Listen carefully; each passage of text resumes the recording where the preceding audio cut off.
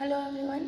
Standard 12th में ओसी में last video में हमने फाइनेंशियल डिसीजंस किसे कहते हैं और कौन से फाइनेंशियल डिसीजन जो है एज अ फाइनेंशियल मैनेजमेंट लेने चाहिए उसके बारे में देखा था। आज के इस वीडियो में हम कैपिटल स्ट्रक्चर कि कोई भी फाइनेंशियल मैनेजर कैपिटल स्ट्रक्चर किस तरह से प्रिपेयर करते हैं उसके बारे में हम यहाँ पे देखेंगे। So let's get start.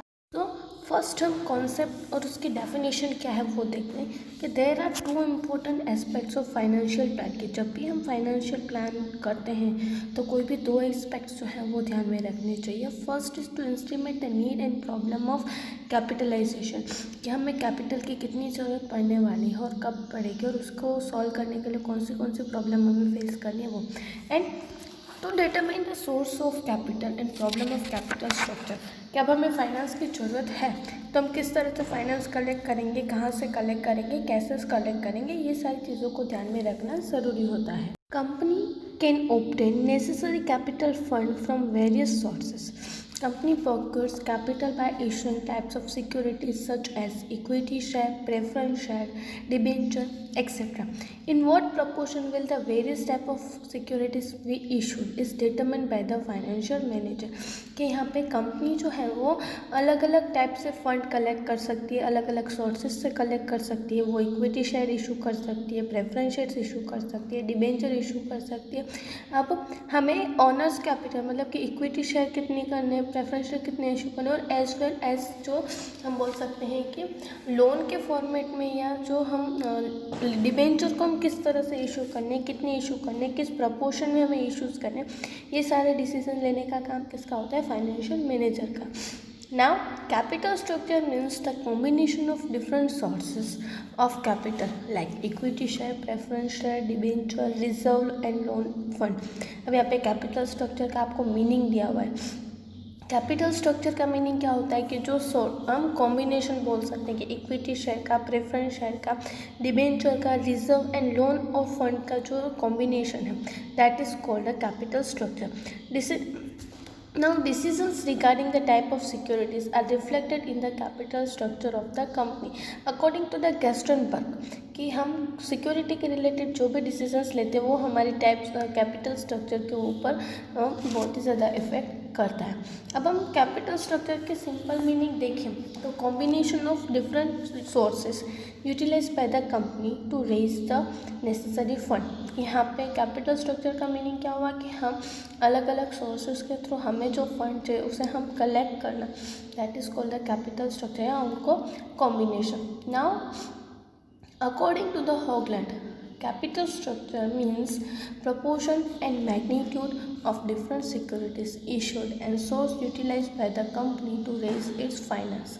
यहाँ पे कैपिटल स्ट्रक्चर का मीनिंग क्या है कि प्रपोर्शन, कि हम कितनी ओनर्स फंड लेने वाले हैं, कितनी हम लोन लेने वाले हैं, कितना हम रिजर्व रखने वाले हैं, कितने हम डिबेंचर इशू करने वाले हैं और कितनी हम अलग अदर फंड से हम लोन लेने वाले हैं। ये सारी चीज़ों को जो कॉम्बिनेशन करके जो हम प्रपोर्शन में एक प्रपोर्शन हम डिसाइड करते हैं कि जो रेशियो में हम ये सारी कैपिटल जो इक्विटी शेयर, प्रेफरेंस शेयर है, डिबेंचर्स है, लोन है, रिजर्व फंड, उन सबको डिसाइड करते हैं, that is called the capital structure. तो इसे हम कैपिटल स्ट्रक्चर कहते हैं कि जहाँ पे दोनों का सब सोर्सेज को कंबाइन करके हम कितना प्रपोर्शन रखना है वो सारी चीज़ों को हम डिसाइड करते हैं। अब as a ideal capital structure कौन से कैरेक्टरिस्टिक्स उसमें होनी चाहिए वो हमें यहाँ पे दिए गए। तो फर्स्ट इज सिंप्लिसिटी, कि capital structure become easy in term of administration if lesser type of securities are issue, कि हम जितनी ज़्यादा कम securities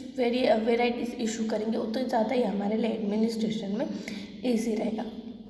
second, profitability. The plan of capital structure should be such that the profit remain optimum, कि यहाँ पे हम capital structure को इस तरह से मेंटेन करें कि जहाँ पे हमें मैक्सिमम प्रॉफिट मिल सके। Adequate finance, various sources should be combined in such a ways कि adequate finance can be obtain, कि हमें इस तरह से स्ट्रक्चर मेंटेन करना चाहिए कि हमें जो प्रॉपर और सही जगह से हमें फाइनेंस जो है वो ईजिली मिल सके।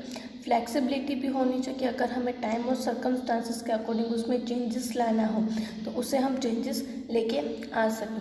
Fifth is economy, various sources should be combined in such a manner so that cost of capital is minimise. कि हमें वो स्ट्रक्चर इस तरह से बनाना है कि अगर उसे हमें रेज करने के लिए जो हमें कॉस्ट करना पड़े, खर्च करना पड़े, वो बहुत ही ज़्यादा कम हो। ना बैलेंसिंग कि इस तरह से रखना है कि ओनर्स कैपिटल और बोरिंग कैपिटल दोनों के बीच में प्रॉपर बैलेंस होना ज़रूरी है। Liquidity, there should be type of provision in a capital structure that the liability and डेब्ट can be paid in time. कि हमें इस तरह से बोरिंग फंड लेना है कि अगर हम उसे जब हमारे पास फ्लेक्सिबिलिटी हो उसे हम कभी भी उसे हम पेमेंट कर सकते हैं time to time. Now alternatives, it should be attractive that so various type of investors invest the company। हमें यहाँ पे इस तरह से स्ट्रक्चर बनाना है कि जो अलग अलग इन्वेस्टर्स जो है वो अट्रैक्ट होकर हमारे बिजनेस में इन्वेस्टमेंट कर सकें। Now solvency, the proportion of borrowed capital should not be so large the burden of interest can be borne and risk of insolvency raised। कि यहाँ पे हमें बोरिंग फंड जो है वो इतना ज़्यादा नहीं रखना है कि जिसके कारण हमारे पास जो इंटरेस्ट का जो बर्डन है वो कंपनी के ऊपर बढ़ जाए। हमें ओनर्स फंड और बोरिंग फंड दोनों के बीच में बैलेंस बना के रखना। तो जब भी हम कैपिटल स्ट्रक्चर बनाते हैं तो ये सारी चीज़ों को ध्यान में रखना है कि वो सिंपल होना चाहिए, प्रॉफिटेबिलिटी होनी चाहिए, फ्लेक्सिबल होना चाहिए, बैलेंसिंग होना चाहिए, हमारे लिए खर्चा कम आए, अट्रैक्टिव होना चाहिए और इतना ज़्यादा भी बर्डन जो है वो बोरिंग फंड का नहीं होना चाहिए कि इंटरेस्ट जो है वो बढ़ जाए। तो इस तरह से यहाँ पे हमने देखा कि as a ideal capital structure कौन से कैरेक्टरिस्टिक्स जो है वो होनी चाहिए। नाउ अब हम देखते हैं कि टाइप्स ऑफ कैपिटल स्ट्रक्चर्स कैसे, कि अगर हमें कैपिटल स्ट्रक्चर हम बनाते हैं तो उसमें कौन सी चीज़ें जो है हम इंक्लूड करते हैं वो। तो यहाँ पे आपको स्क्रीन पे एक डायग्राम दिखाई दे रहा है, उसमें टाइप्स ऑफ कैपिटल स्ट्रक्चर्स हमें दिए गए। First is capital structure of only equity share, कि जहाँ पे खाली हम इक्विटी शेयर इशू करें। Now second is capital structure of preference share with equity share, कि जहाँ पे हम कैपिटल स्ट्रक्चर जो वो प्रेफरेंस शेयर और इक्विटी दोनों को लें। Now capital structure of debenture with equity share, कि जहाँ पे हम कैपिटल स्ट्रक्चर में डिबेंचर और इक्विटी शेयर इशू करें। एंड लास्ट में capital structure of preference share and debenture with equity share, के कैपिटल स्ट्रक्चर में जहाँ पे हम प्रेफरेंस शेयर और डिबेंचर के साथ साथ इक्विटी शेयर का भी इशू करें। इस तरह से 4 टाइप ऑफ कैपिटल स्ट्रक्चर जो बनाए जाते हैं, जहाँ पे खाली प्रेफरेंस शेयर हो, जहाँ पे इक्विटी और प्रेफरेंस दोनों इशू किए जाते हों, डिबेंचर और इक्विटी शेयर इशू किए जाते हों, या तो फिर equity share, preference share and debenture तीनों सिक्योरिटीज़ को जो है वो हम इशू करें। That is called the types of capital structure. So अब हम देखते हैं कि अगर हमें ये कैपिटल स्ट्रक्चर डिटरमाइन करना है तो कौन से फैक्टर्स जो हैं वो हमें अफेक्ट करते हैं, या हमारे कैपिटल स्ट्रक्चर पे कौन से फैक्टर्स हैं वो अफेक्ट करते हैं वो देखते हैं। यहाँ पे नॉर्मली 2 टाइप के फैक्टर्स होते हैं। First is internal factors and second is external factors. First internal factors हमें दिए गए types of business, size of business, estimation of business income, nature and requirement of assets, attitude of directors, financial requirement and duration of capital requirement, की ये सारी चीज़ें जो है वो इंटरनली फैक्टर्स जो हैं जो हमारे बिजनेस को इंटरनली अफेक्ट करते हैं। अब हम एक्सटर्नल फैक्टर्स देखते हैं कि कंडीशन ऑफ बूम और depression in the capital market, present rate of interest in capital market, cost of capital, expense of issuing securities, legal restrictions, taxation policy, institutional investors and foreign institutional investors, के ये जो है वो हमारे लिए हैं कि जो हमें बोल सकते हैं कि एक्सटर्नल फैक्टर्स हमें यहाँ पे दिए गए हैं वो। अब हम ये दोनों फैक्टर्स को डिटेल में भी यहाँ पे हम समझते हैं। तो सबसे पहले हम इंटरनल फैक्टर्स देखते हैं। तो फर्स्ट है उसमें types of business. More fix capital is required in a large scale manufacturing unit while less fixed capital is required in trading unit. In service unit, fixed capital investment is determined on the basis of service. कि यहाँ पे अगर हम large scale production करें तो वहाँ पे ज़्यादा फिक्स कैपिटल की ज़रूरत है। हम ट्रेडिंग बिजनेस करें मतलब कि छोटा बिजनेस करें तो हमें फिक्स कैपिटल की कम ज़रूरत होती है। और अगर हम सर्विस कर रहे हैं कि सर्विस यूनिट में है तो जिस तरह की सर्विस होती है उसके अकॉर्डिंग हमें कैपिटल स्ट्रक्चर जो है वो हम ध्यान में रखते हैं। Now size of business, due to large scale activities, big business unit required more fixed capital in large proportion. Small size industries require comparatively less fixed capital and trading unit require less fixed capital comparative. कि बहुत ज़्यादा अगर large business है तो ज़्यादा capital fix capital की ज़रूरत होती है. स्मॉल साइज इंडस्ट्रीज है तो कम, उससे कंपैरेटिवली थोड़ी कम कैपिटल की जरूरत हो. ट्रेडिंग एक्टिविटी में उससे भी कम हमें कैपिटल की ज़रूरत होती है. Now third is estimation of business income. Earning of business में बी सर्टेन और uncertain. Company can depend on the borrowed capital if future estimate earning is fixed and handsome. कि यहाँ पे अर्निंग जो है वो बिजनेस में कभी ज़्यादा होती है कभी कम होती है. तो कंपनी किसके ऊपर डिपेंड होती है कि कंपनी बोरोड कैपिटल अगर हमारे पास सफिशिएंट फंड है, मतलब कि अगर हमारी इनकम जो है वो फिक्स होती है और अच्छी इनकम होती है तब भी हम ज़्यादा से ज़्यादा बोरोड कैपिटल पे फोकस कर सकते हैं. नहीं तो हम ओनर्स फंड लेते हैं. Now fourth is nature and requirement of assets. If the requirement of fixed assets are on large scale in business, then the ratio of equity share will be high in capital structure. Due to high investment in the fixed assets, it is also considered whether fixed assets are to be purchased or to be acquired or to be hire purchase or on lease. कि यहाँ पे अगर हमें fix assets की ज़्यादा ज़रूरत होती है बिजनेस में तब हम क्या करते हैं, इक्विटी शेयर जो है वो ज़्यादा इशू करते हैं क्योंकि वो ओनर्स फंड हमारे पास आता है. अब अगर हमें फिक्स कैपिटल में इशू ज़्यादा करने तो हमें जो असेट्स है वो हमें परचेस करनी चाहिए या तो हायर परचेस करनी चाहिए या गवर्नमेंट से लीज पे ले लेनी है. कि ये सारी चीज़ें हमें डिसीजन लेने होते हैं कि हम फुल्ली वो मशीन को हमारे यहाँ पे अडोप्ट करें या पार्टली करें या हम हायर परचेस करें या मतलब कि इंस्टॉलमेंट में हम परचेस करें. ये सारे डिसीजंस जो हैं वो लेना ज़रूरी हो जाता है. उसके बाद हमें यहाँ पे नेक्स्ट जो है वो दिया हुआ है point, attitude of directors. If the directors of the company decide to retain the managerial control on company, they do not issue equity share in greater proportion and depend on more preference share and debentures. कि अगर directors ऐसा चाहते कि वो company पे खुद का managerial control रखना चाहते तो वो इक्विटी शेयर को कम इशू कर सकते हैं और मोर प्रेफरेंसेस और डिबेंचर्स को वो ज़्यादा इशू कर सकते हैं. Sixth point is financial requirement. Financial capital can be raised only by issue of equity share if the requirement of capital is on the small scale. Various type of securities are to be issued if large scale capital is necessary. कि अगर हमें small scale Capitals की ज़रूरत है तब हम equity share का issue करते हैं और अगर हमें ज़्यादा कैपिटल की ज़रूरत होती तब हम अलग अलग सिक्योरिटीज इशू करते हैं. Apart from this, how much finance will be required in future for long term objectives, plans, possibility of future growth is also to be considered while formulating capital structure. क्या जब भी हम finance लेते हैं तो हमें उसका काम क्या है, प्लान कौन से, अगर फ्यूचर में ग्रोथ किस तरह से होगा, ये सारी चीज़ों को ध्यान में रखने के बाद ही कैपिटल स्ट्रक्चर को ध्यान में रखा जाता है. नाउ ड्यूरेशन, कि हमें यहाँ पे कितने टाइम तक हम जो सिक्योरिटीज है वो इशू करें. If capital is required permanently, company will prefer a equity share. On the other hand, if the capital is required for short period, company will procure capital through debenture and preferences. कि अगर हमें permanent capital चाहिए तब हम क्या करते हैं, equity share issue करते हैं. और अगर हमें शॉर्ट टर्म के लिए कैपिटल चाहिए तो हम या तो फिर प्रेफरेंसेस इशू करते हैं या तो फिर डिबेंचर्स इशू करते हैं. सो जब भी हम कैपिटल स्ट्रक्चर बनाते हैं तो इस तरह से एक्सटर्नल इंटरनल फैक्टर्स को भी ध्यान में रखा जाता है. अब हम एक्सटर्नल फैक्टर्स देखते हैं कि जो हमारे बिजनेस में अफेक्ट करते हैं. हम एक्सटर्नल फैक्टर्स में फर्स्ट है condition of boom depression in the capital market. For study income in business depression period the investor prefer to invest in debenture but not in equity share. कि अगर कोई भी investors को study income चाहिए, मतलब कि जल्दी इनकम चाहिए, तो वो वो डिबेंचर में ज़्यादा इन्वेस्टमेंट करता है बल्कि इक्विटी शेयर में, क्योंकि इक्विटी शेयर में इतना ज़्यादा इनकम जो है वो नहीं मिल पाता. While in the boom investors will prefer to invest in the equity share with the expectation of high dividend.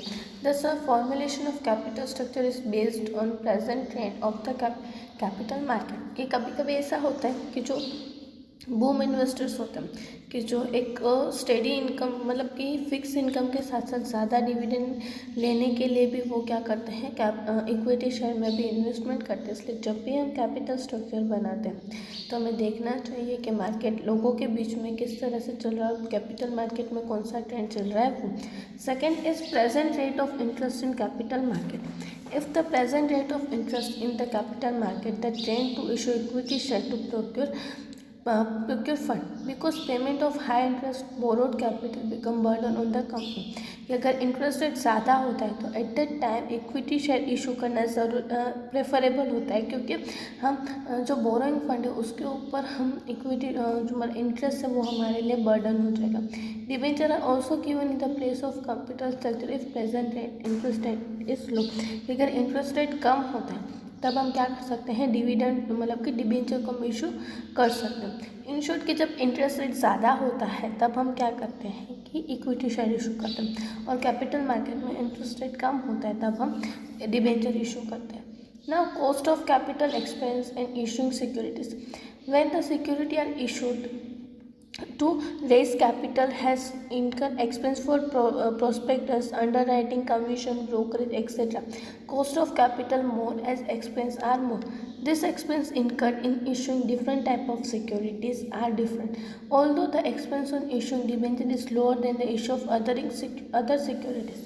कि यहाँ पे जब भी हम इशू करते हैं तो देखना चाहिए कि हमें कितना एक्सपेंस होने वाला है, कैसे होने वाला है, किस तरह से होने वाला है, अंडर एक्सपेंस, प्रोस्पेक्टस का, कमीशन का, ब्रोकरेज का। तो इतना ज़्यादा एक्सपेंस, इतना ज़्यादा हमारा जो इशूइंग एक्सपेंस बढ़ जाता है। जब भी हम डिबेंचर इशू करते हैं तो इस तरह का जो एक्सपेंस है वो कम होता है comparatively other securities. Now legal restrictions.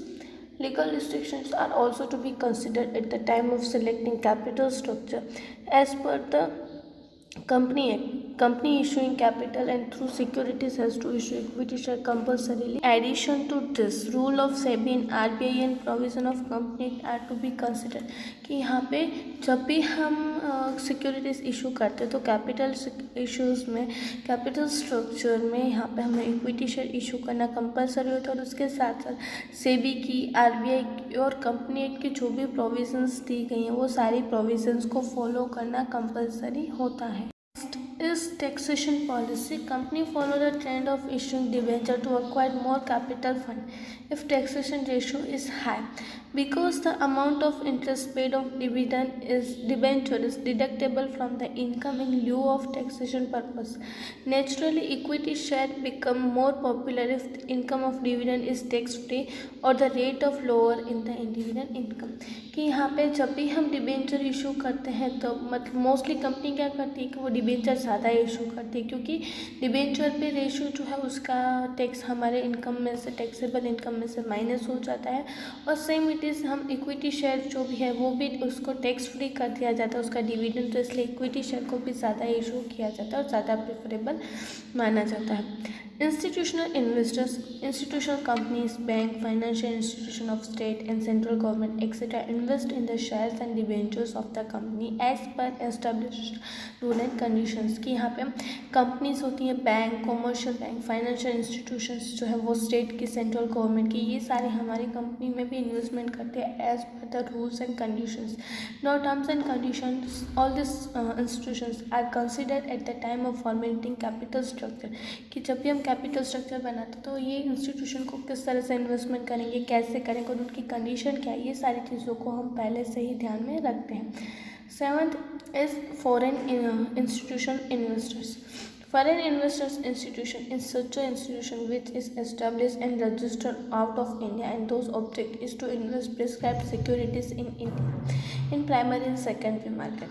अब फॉरेन इंस्टीट्यूशन क्या होते हैं कि जिनकी रजिस्टर ऑफिस जो है वो आउट ऑफ इंडिया होती है, बट वो हमारे यहाँ पे प्राइमरी मार्केट में और सेकेंडरी मार्केट में वो इन्वेस्टमेंट करते हैं और वो सेबी में भी रजिस्टर करवाते हैं, और इंडियन कंपनीज के शेयर्स परचेस करने के लिए वो परमिट लेते हैं कि वो इंडियन कंपनीज में उन्हें इन्वेस्टमेंट करने की वो इंटरेस्टेड होते हैं। तो ये सारी चीज़ें जो है वो हमारी कैपिटल स्ट्रक्चर पे अफेक्ट करती है कि जब भी हम कैपिटल स्ट्रक्चर बनाते हैं कि हम इक्विटी शेयर कितनी लेंगे, प्रेफरेंस शेयर्स कितने इशू करेंगे, डिबेंचर्स कितने इशू करेंगे, तो ये सारी चीज़ें जो है वो हमारे कैपिटल स्ट्रक्चर पे अफेक्ट करती हैं। तो आज के इस वीडियो में हमने कैपिटल स्ट्रक्चर किसे कहते हैं, उसके जो कैरेक्टरिस्टिक्स और उसके फैक्टर्स अफेक्टिंग क्या है वो हमने यहाँ पे देखे। आपको आपके होम असाइनमेंट में ये जो 3 क्वेश्चंस दिखाई दे रहे हैं वो आपको लिखने हैं। हम नेक्स्ट वीडियो में न्यू टॉपिक के साथ मिलेंगे। Thank you.